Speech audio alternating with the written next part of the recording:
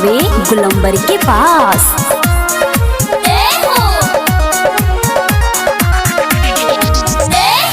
गैया के गुब्बारा से लिपि हो अंगनावा मैया जियोई है अपना भवनवा। गैया के गुब्बारा से लिपि हो अंगनावा मैया जियोई है अपना भवनवा।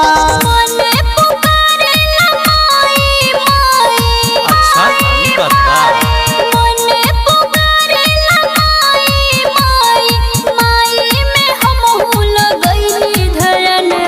गैया के गुब्बारा से लिपि हो अंगनावा मैया जियोई है अपना भवनवा।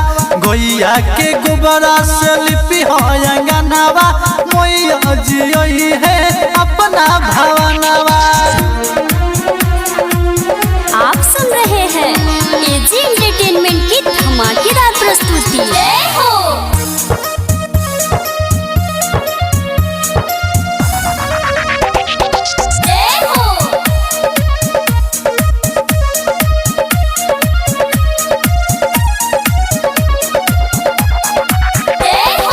मैया जियोई है कोके सिर के सवारी।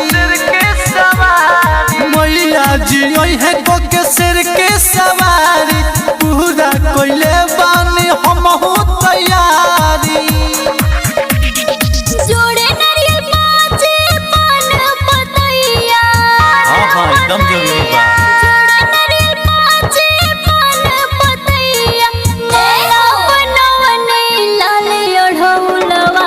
गैया के गुब्बारा से लिपि हो अंगनावा मैया जियोई है अपना भवनवा। गैया के गुब्बारा से लिपि हो अंगनावा मैया जियोई है अपना भवनवा।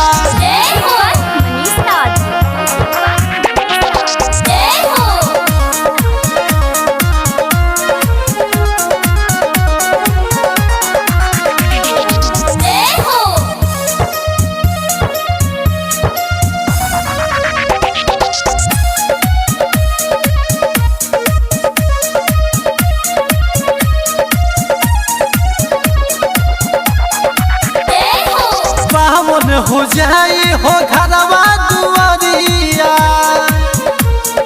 पावन हो जाई हो घरवा दुआरिया सातो बहिनी ला लइनी चुनरिया। निरंजन निरालय सुतोष झूमे। निरंजन निरालय सुतोष झूमे मनसा हो गावे माँ के भजनिया। गैया के गुब्बारा से लिपि हो अंगनावा मैया जियोई है अपना भवनवा। गैया के गुब्बारा से लिपि हो अंगनावा मैया जियोई है अपना भवनवा।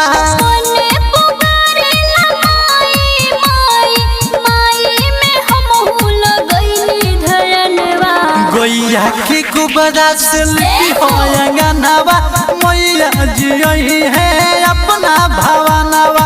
गैया के गुब्बारा